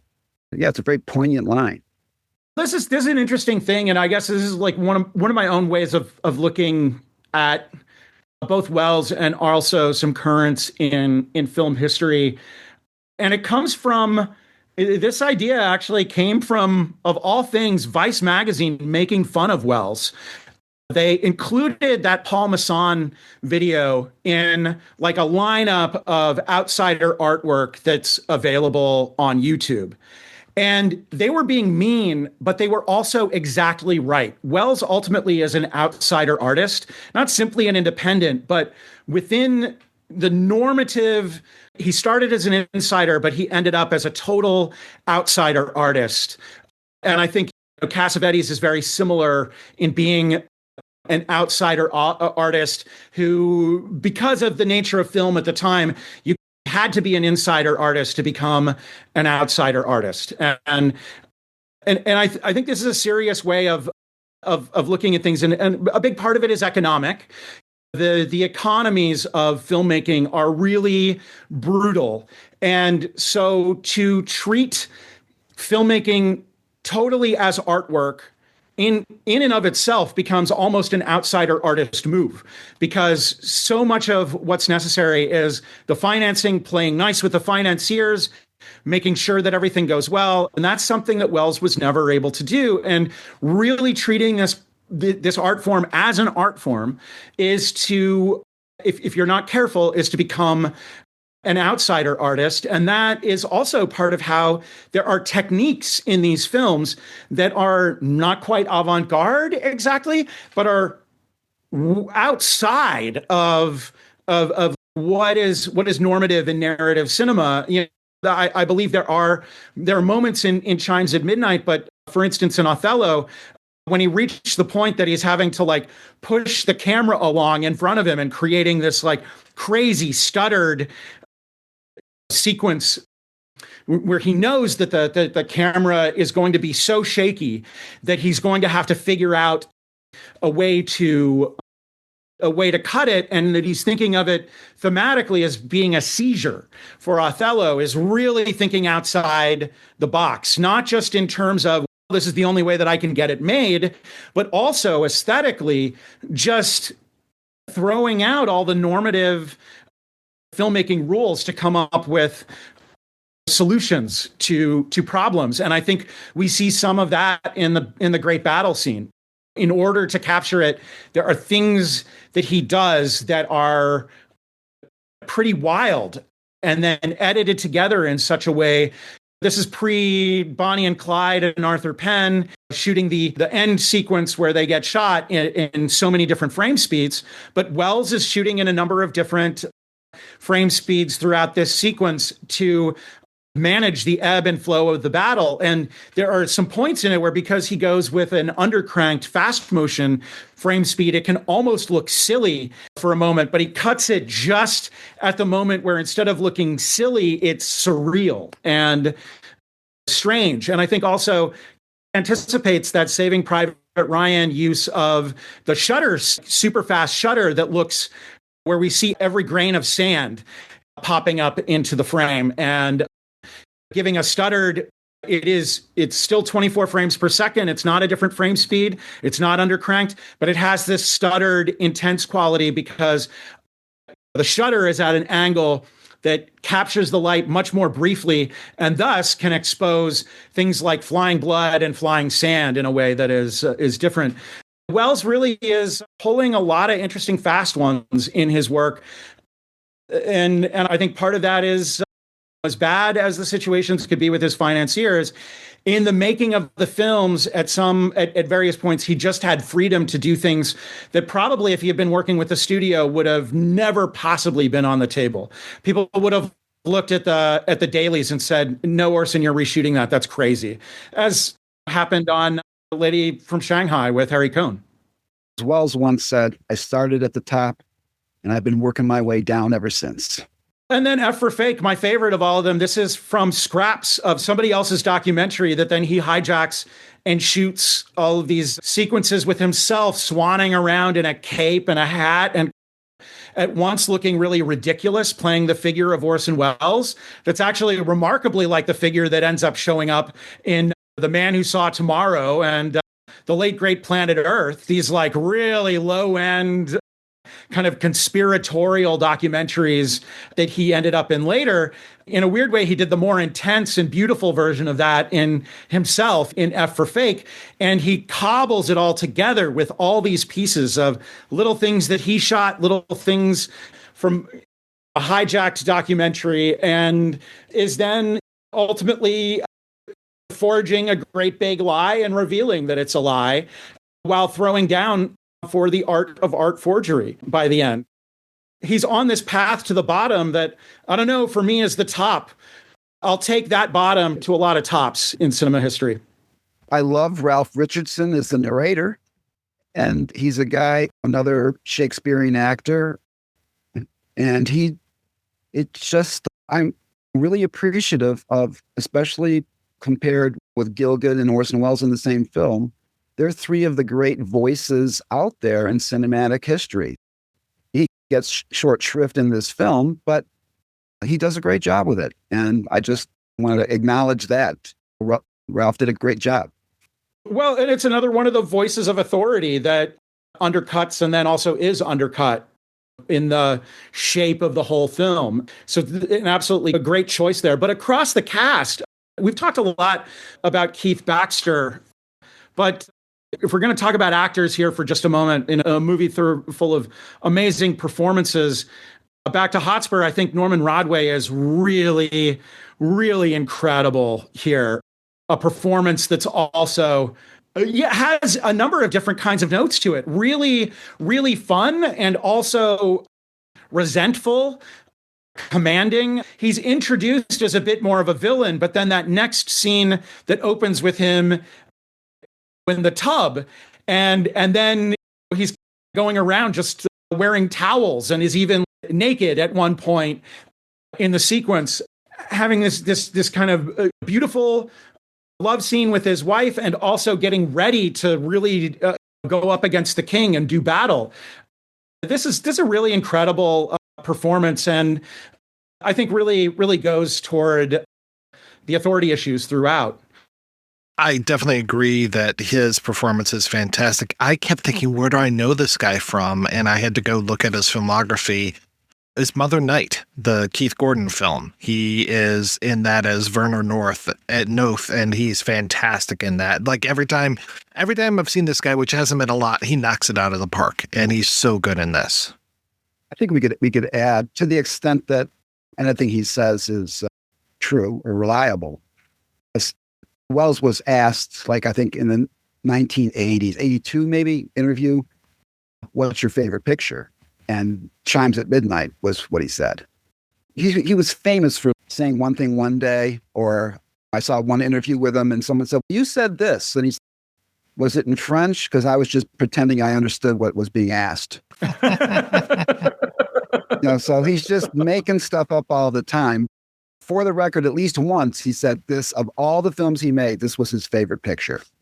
What I was going to say earlier was that the Ralph Richardson part, to me, yeah, you said it adds like this verisimilitude to it because of he's not reading Shakespeare, he's reading from this history of that period of time. Actually, that history, from what Naramore was saying, goes all the way back to antediluvian times. Yeah, so it's like, all right, great. Well, he's reading the Chronicles of Raphael Holinshed, if anybody wants to look it up. Some light reading for you for whenever you want to dive in there. He gets the opening, he gets the close, and that opening, it's very interesting that this movie is contained within a lot of this movie. I think it's a beginning of the film to around the beginning of the third act, or maybe in this case, the fifth act, because it's Shakespeare. It's a flashback. We've got this idea of Shallow. I mentioned that opening shot of them in the snow, Shallow and Falstaff. We rejoin them at another point in this film to come back to that moment, to hear them talking about having heard the chimes at midnight. So it's such a nice way to frame that part of the story in this.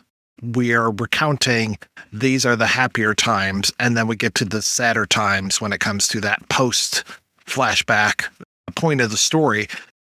What you're going to do all this stuff, and you're going to add a flashback because, why not? Because it's another thing in Welles's bag of tricks in narrative storytelling that you can use, and he uses it effectively. It is not distracting. It's very, very well done. And it really helps set that tone of the entire film, that this is two guys around a fire telling a story to each other.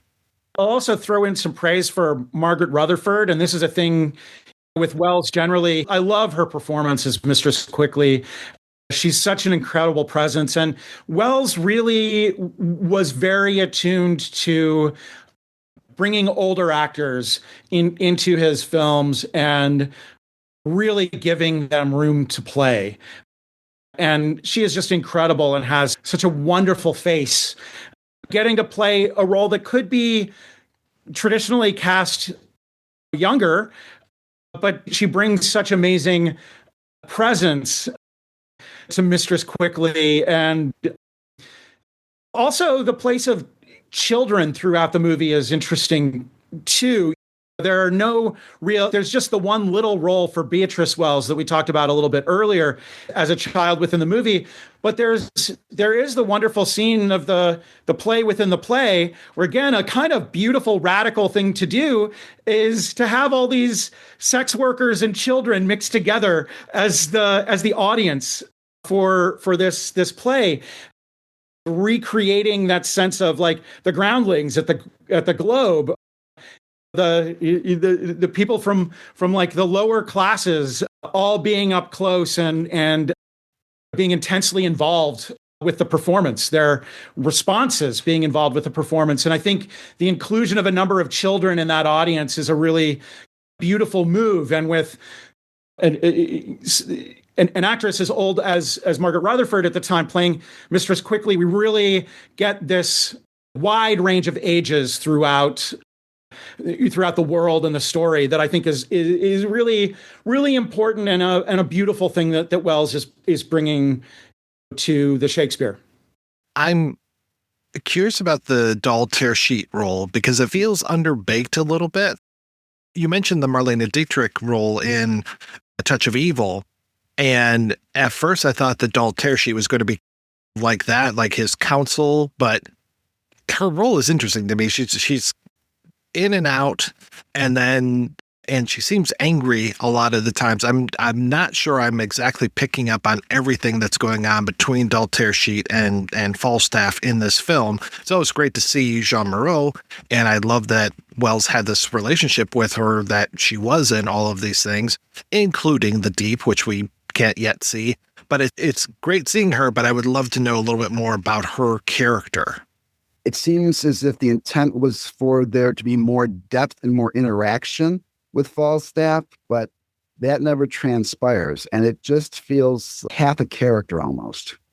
But I will say this: if people want a good time, if you can find it on YouTube, look up Orson Welles having a meal with Jean Moreau at the Ritz-Carlton in Paris, and you will see Orson Welles in full flow, eating, drinking, smoking a cigar, and half the stuff he says is just fabricated, but it is the essence of the man.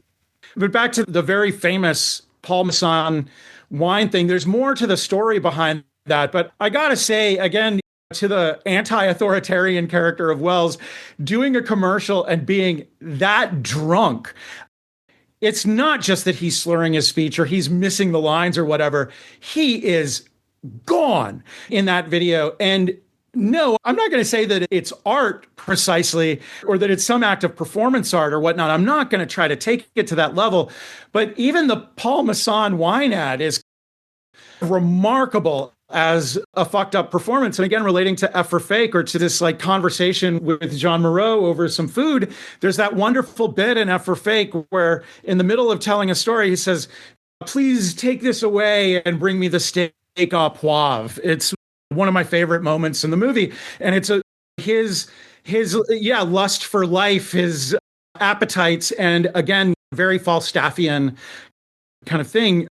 We see this even in the most embarrassing kinds of moments, like the Paul Masson ad. I know that Welles and Dean Martin were friends. He famously is on a lot of those Dean Martin roasts, which are freaking hilarious. But he was actually on the Dean Martin show after this movie came out.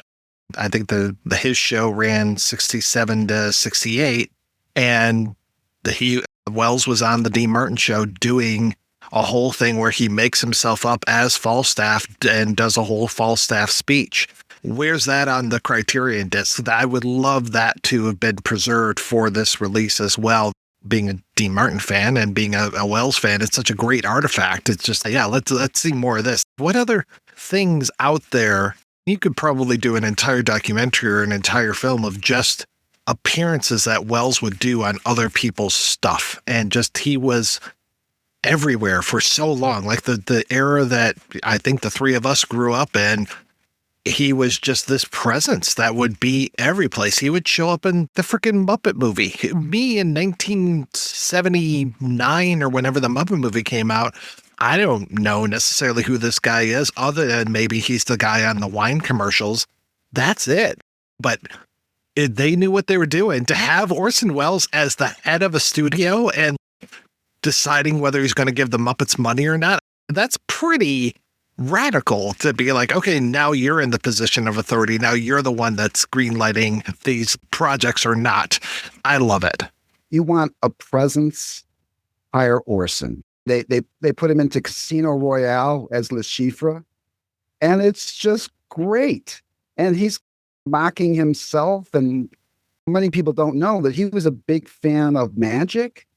And according to him, he would attend Hollywood parties with his pockets stuffed with tricks to amaze people. And he once said, I went to a party and with a rabbit hidden in my coat, hoping someone would say, Orson, show us a trick. But no one ever asked for a trick. And so the rabbit was peeing down his leg and he went home and he never got to pull the rabbit out. So he's got all these amazing stories. His production of Faust apparently was just full of stage magic tricks. That's one of those where it's, of course, theater, so it's gone. But man, if there's anything from theater, that and the little bit of film that there is from the Voodoo Macbeth, those are productions I really wish there was any way that they could have been preserved. Yeah, reading about what he did on stage with those magic tricks is incredible. There's another one of his projects, The Magic Show, that like the outtakes that I've seen from it are really beautiful and remarkable. These unfinished projects, they have such beautiful stuff that I would really settle for a disc of odds and ends. That material is so good, and who cares if it's finished? It benefited his finished work. Painters get to paint studies. There's not just one version of the Scream. There are multiple versions of it working up to the main or authoritative Edvard Munch, the Scream. Painters could work in that way, but filmmakers, like not finishing something. For Welles, the finished work is remarkable. There's a lot of it. And then there's the unfinished work, which, I mean, ultimately would be nicer if it was finished, but benefited the finished work quite often. And would be fantastic to see But I know that there are rights issues, and the Munich archive that holds a lot of this material, every time they have tried to do public shows of this kind of the odds and ends and the partial work, things like the Deep, which they have in their archive, it turns into such a nightmare that they're only making the work available to scholars. They're not showing it publicly because for whatever reason, it's such a fight and people are fighting over money every time that like 2 frames of Orson Welles material gets shown publicly. It's a real shame. Naramore brought up something that I hadn't ever thought of before, which was the FBI files on Orson Welles, because we've talked about this before, his kind of quote unquote radical politics that he had at the time. Yeah, I won't even say quote unquote. They were radical politics for the time, and he probably would have gone in front of the House Un-American Activities Committee if he had stuck around in the U.S. I would love to just get my hands on that FBI file. I haven't looked for it yet. I hope that it exists out there. I don't know if I have to file a FOIA for that one, if the government is even still taking FOIA requests. But yeah, I would love to see what kind of dirt the FBI was trying to put inside of his record. That would be so fascinating for me. Because he was everywhere. He was all over the place. And it's like I was talking about with his little cameo appearances and showing up in this and that. Spencer, you mentioned those documentaries in the 70s. I still remember that line of Orson Welles reading those Nostradamus predictions and just... A famine so great and so long that man shall become a man-eater. I'm still waiting for the man in the blue turban to wipe us out, like per the Nostradamus stuff all those years ago. That really fucked me up as a kid, man. So that's how it happened. Absolutely. Okay. I watched that thing 1,000 times on cable. Same. Yeah. All right, we're going to take a break and play a preview for next week's show right after these brief messages. Looking for something superior to streaming, a place with more than 5 times the selection available on all of the streaming services combined? Check out Scarecrow Video's Rent by Mail service. Select from an unparalleled collection of over 150,000 films and get Blu-rays, 4Ks, and DVDs delivered directly to your door. Get in on it now at scarecrow.com and rediscover the wonders of physical media.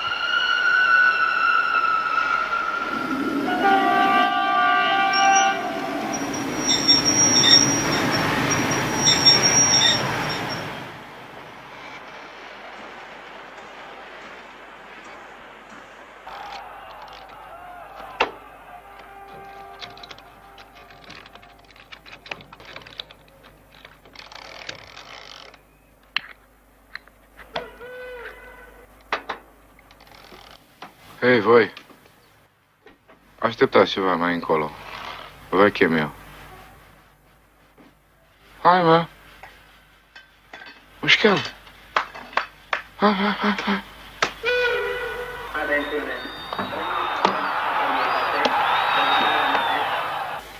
Ripule! Ce? Ai fost, mă, vreodată pe munte? De ce, mă? De când am venit mi-am pus în gând să urc și odată acolo sus să văd cum e. Dar n-am mai apucat.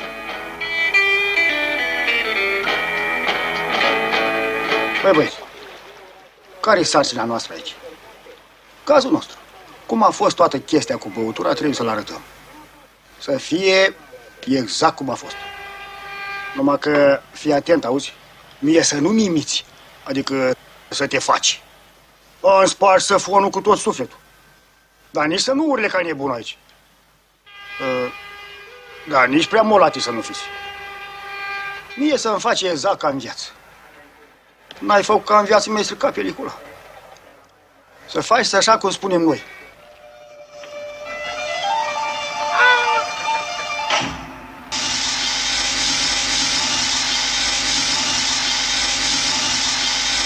Motor! Motor! Motor! Motor! Motor! Hai, motor! Ce mă, îți pare rău? Încolo, bă, ce crezi că era neîncepută?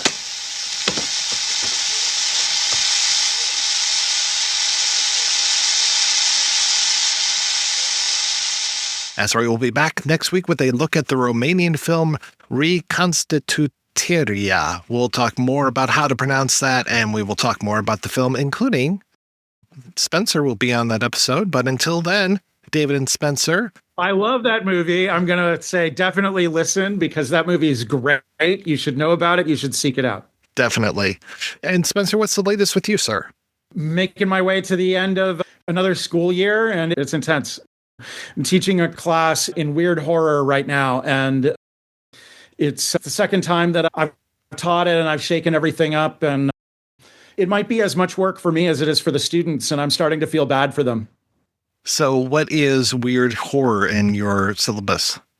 It's out of the weird tales tradition, but the weird tales tradition is, I'm capacious with it but it's not just like weird for the sake of weird or horror that happens to be funny or whatever, though there is a lot of that. It's like really, really getting into how H.P. Lovecraft introduced a kind of horror storytelling that is great in cinema, that is about a kind of confrontation with the unknowable and the eternal, monsters that you cannot defeat, but maybe only escape by the end, sort of, if that.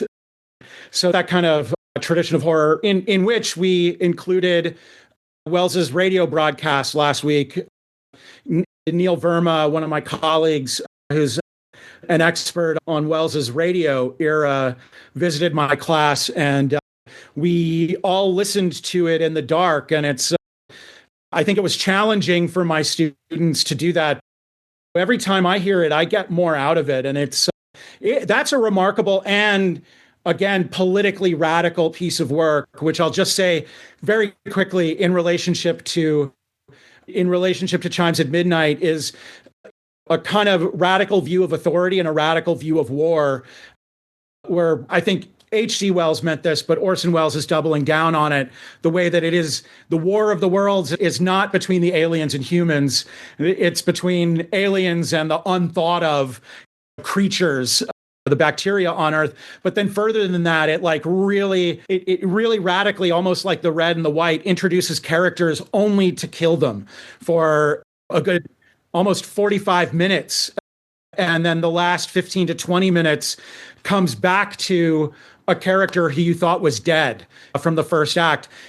And I think tracks with certain ideas about warfare and authority in Chimes at Midnight. But at any rate, yeah, weird horror is this kind of Lovecraftian thing that has existed, whether intentionally or not intentionally. I don't think that Wells was necessarily reading Lovecraft, but weird tales were very much in the air at the time. There were other writers who were actually more successful than Lovecraft who were putting out cosmic kind of horror at the time, H.G. Wells being even earlier and a kind of cosmic horror writer. Yeah. So dealing with the cosmic, the unknowable, the numinous, that cannot be easily overcome in the third act. We're not going to bury Freddy on time so that the Dream Warriors can defeat him while the two dads also bury him in the sacred ground by midnight. That's not what this is about. This is the tougher kind of horror where we don't have nice pat answers in the end. And David, what's the latest with you, sir? For reasons I still can't adequately explain, I once wrote a trilogy of Sherlock Holmes plays. They have upcoming productions in Texas, Kansas City, Scotland. I've got a new play premiering at the Purple Rose Theater in Chelsea, Michigan in January. It's a dark comedy, takes place in a rundown Detroit bar. It's called Mildred Whiskey. And my last dark comedy play, The Antichrist Cometh, apparently there's a couple of guys trying to make a movie out of it, and they want to shoot it in Germany in October, and somehow they got their hands on a castle. So you tell me. I'm just the content provider, baby. That's all I do. So things like that. I was fortunate enough to see the Antichrist play at the Purple Rose and had a wonderful time seeing it. So I look forward. Are tickets on sale already for Mildred Whiskey? No, they haven't even officially announced their season yet, but they had to put it out to the union to let people know when auditions are. It's a problem play, so it's in the problem slot. It's a little dark, and they're concerned that some people might get their feathers ruffled a wee bit, but that's what I do. It's amazing how easily offended people are, and not the people that people think are easily offended. Well, if you want to see Mildred Whiskey, let me know. As the esteemed playwright, I get a couple of tickets to every show, and I'd be happy to get you some tickets and recommend places to eat dinner. Fantastic. Yes, I'm on the list, and I know the playwright. Yes, exactly. I love it. Thanks again, guys, for being on the show. Thanks to everybody for listening. Do you want to support physical media and get great movies in the mail? Head on over to scarecrow.com and try Scarecrow Video's incredible rent-by-mail service, the largest publicly accessible collection in the world. You'll find films there entirely unavailable elsewhere. Get what you want when you want it without the scrolling. And yes, of course, they have Chimes at midnight. If you want to hear more of me shooting off my mouth, check out some of the other shows that I work on. They are all available at weirdingwaymedia.com. Thanks especially to our Patreon community. If you want to join the community, visit patreon.com/projectionbooth. Every donation we get helps the projection booth take over the world.